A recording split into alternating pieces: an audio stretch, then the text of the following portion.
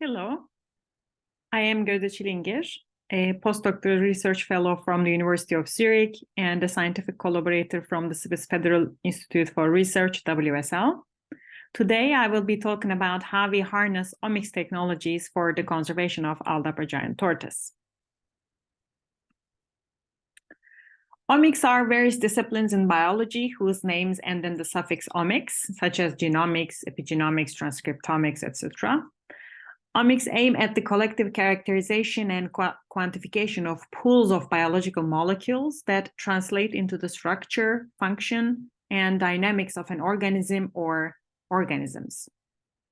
And today, the projects that I will mention is about how we combine the genomics, epigenomics, and transcriptomics for the applied conservation of Aldabra giant tortoises and their potential for further research and application. When I started my first project at University of Zurich, our main idea was to have an overall insight on the genomic structure of the wild Aldabra giant population. Back at that time, we didn't have any reference genomes, so we used Galapagos giant tortoise reference genomes to understand the genomic variation standing there. We sampled 11 individuals from each main island that hosts Aldabra giant tortoises, the northern island, the southern island, and the eastern island. And we applied reduced representation sequencing, which means instead of sequencing the whole genomes of each individual, we sequenced a representation of it, less than 2% of it, to save some money. And instead of going for a traditional sequencing, we went for low coverage. We limited our sequencing efforts, and we applied some statistical methods to deal with the sequencing errors and predictability in low coverage levels.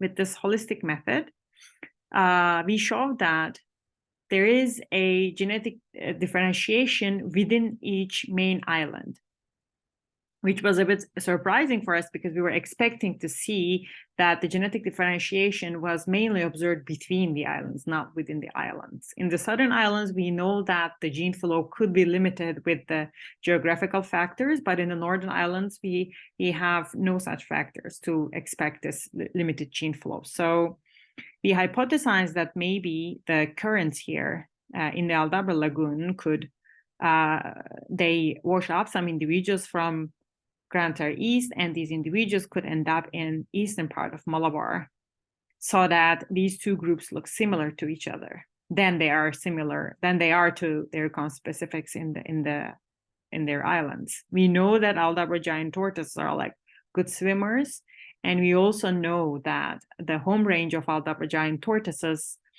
in the northern island is much smaller than the ones in the southern island. So maybe the newly arrived individuals do not move as long distances as the other tortoises in the island, so that we see a genetic differentiation more pronounced within the island.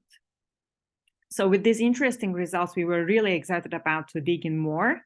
To do that, we wanted to sequence whole genomes of individuals, and to do that, we needed a reference genome. So we wanted to create one.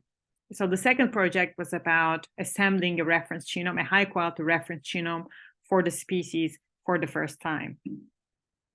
For that, we collaborated with the Zurich Zoo. We blood sampled an individual housed in the zoo, and we performed hi-fi sequencing, long read sequencing, which gives longer reads and high quality reads when compared to traditional methods.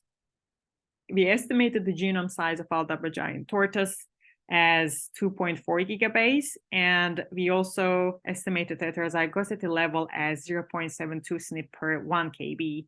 When compared to other vertebrates, I can say that this is relatively low, as reported in Galapagos giant tortoises as well. I just wanted to show the amount of data we produce for this project. The sequencing costs are going lower, and the sequencing quality from different techniques vary, but it's also improving.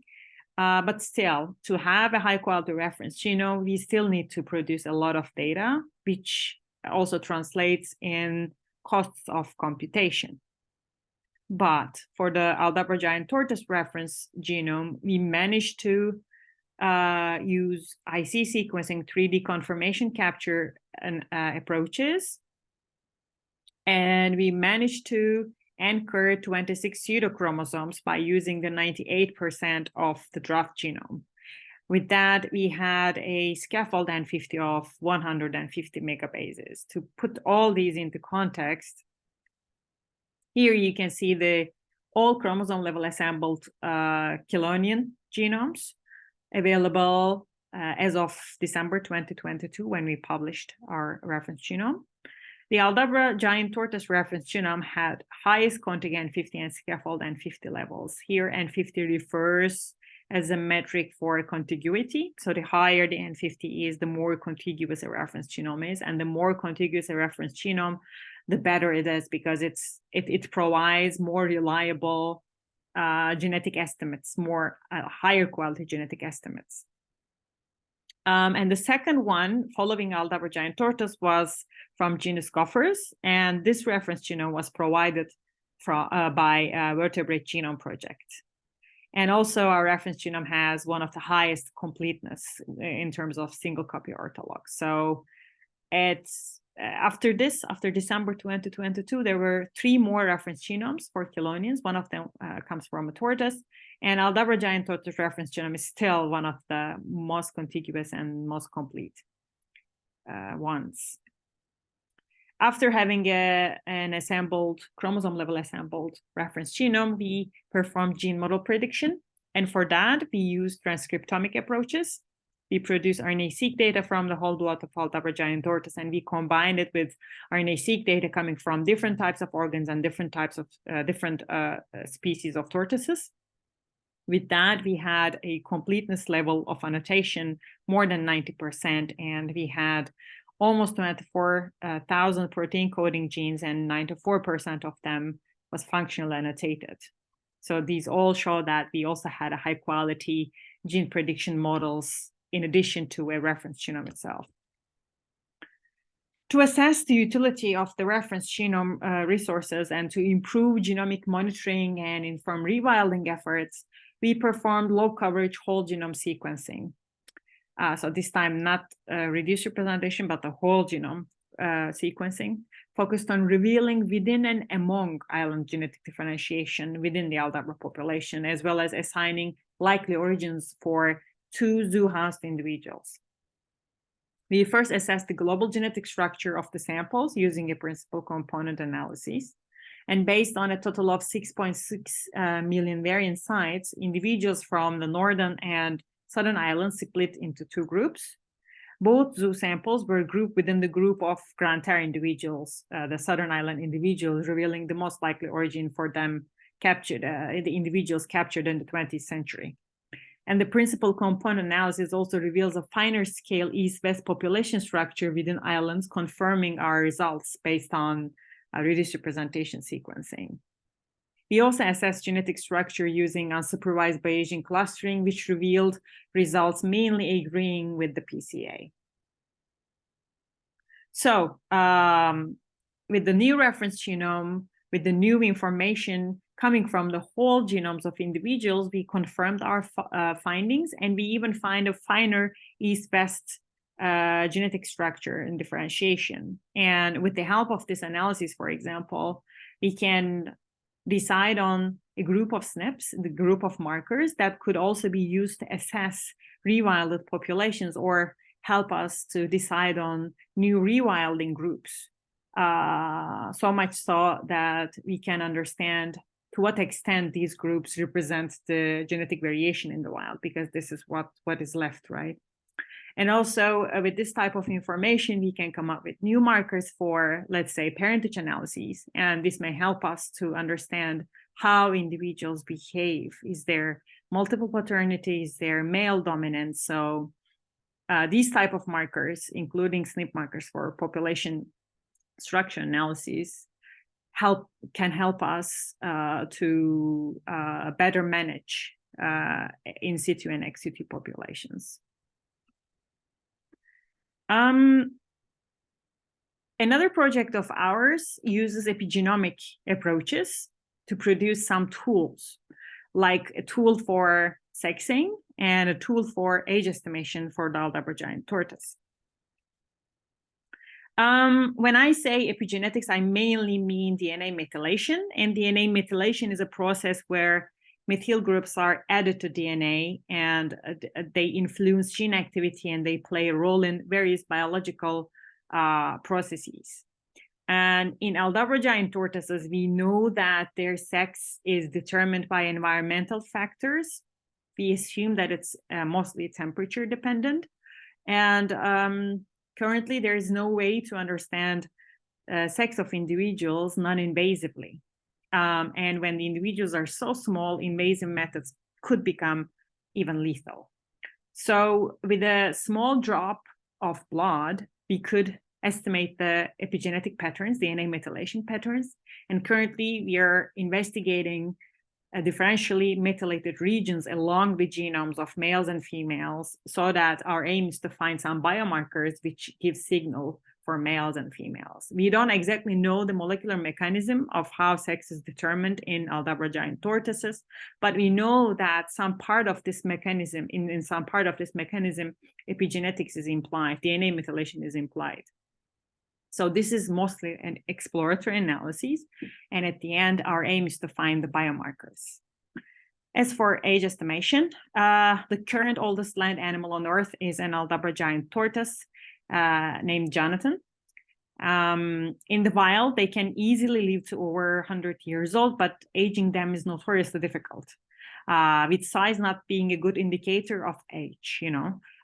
Most reported old ages are between are based on written sources or old photographs, and it's basically guesstimates of age. So understanding or estimating the chronological age is utmost important. Also to explain some ecological traits and understand the age structure in the wild population. In our project, our aim is to check the methylation patterns of individuals with known age, calibrate an epigenetic clock, and test it with some other known age individuals, and then use this clock, the precise clock, with the individuals without known age. So this method has been extensively used with mammals, and there is only one one Kilonian epigenetic clock available, and it's for a sea turtle species. And hopefully our project will be the first one, and it will also help some other tortoise epigenetic clock studies as well. So for the conservation of Aldabra giant tortoise, we have been applying genomics, transcriptomics, and epigenomics separately and together. And all these approaches provide fundamental information for understanding current genetic variation and for assessing to what extent this variation is represented in some other populations, some rewilded populations, some captive populations. These approaches also provide fundamental tools to evaluate and monitor genetic variation in the wild and rewilded populations, like SNP markers, SNP chips, or groups of SNPs. Also, they provide tools to understand behavior, like breeding behavior, for example, for parentage analyses. Additionally, with the epigenomic tools I mentioned, there's potential to quantify key biological and ecological traits. By using these traits, by being able to quantify these traits, we may be able to model the viability of the population in the wild much better. And then this will help us manage the wild population more effectively and also inform conservation efforts in Aldabra. So Aldabra giant tortoise could be a model organism for applied conservation, because we can easily use all these approaches together in the omics era. So I'd like to thank all our collaborators and all our funders, and also I'd like to thank you for your kind attention.